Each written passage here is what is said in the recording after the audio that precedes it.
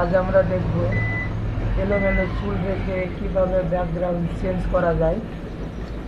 তো চলুন তবে ভিডিও শুরু করা যাক। তো প্রথমে আমরা ফাইল থেকে ছবি নেব, যে ছবিতে আমরা কাজ করব। আমি এই ছবিটা নিলাম। দেখুন এই ছবিটার চুলগুলো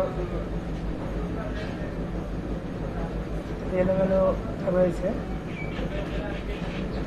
ইরেজার টুলে যদি আমি ব্যাকগ্রাউন্ড চেঞ্জ করতে চাই তাহলে এলোমেলো চুলগুলো কেটে যাবে।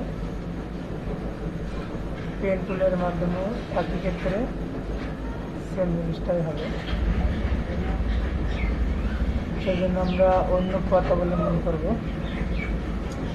শর্টকাট এর মাধ্যমে কন্ট্রোল আল্ট এক্স দাবাবো। এখানে আরেকটা অপশান খুলবে, এখানে মার্ক টুলে গিয়ে মার্ক করে নেব। সুন্দরভাবে ছবিটির চারিপাশে মার্ক করে নেব।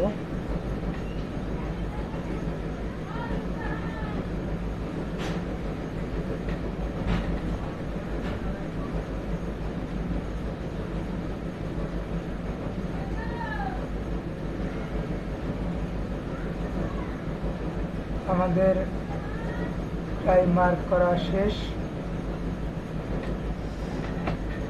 এবার ফিল টুলে গিয়ে ছবিটা ফিল করে নিতে হবে। ফিল করার জন্য ছবির মার্ক করার ভিতরের অংশটুকু ফিল করে দেন।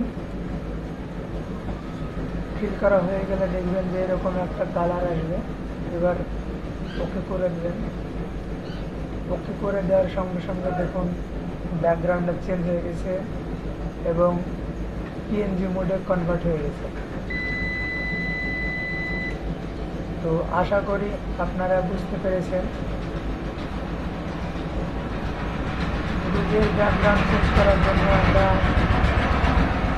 ব্যাকগ্রাউন্ড কালার নেব। সলিড কালারে গিয়ে একটা সলিড কালার নিতে হবে। নিয়ে নিলাম আমরা এই কালারটা।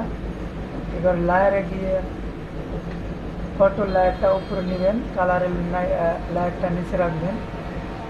এখন কত সুন্দর ব্যাকগ্রাউন্ড চেঞ্জ হয়ে গেছে। এইভাবে খুব সহজেই ব্যাকগ্রাউন্ড চেঞ্জ করা যায় এলোমেলো চুল রেখেই।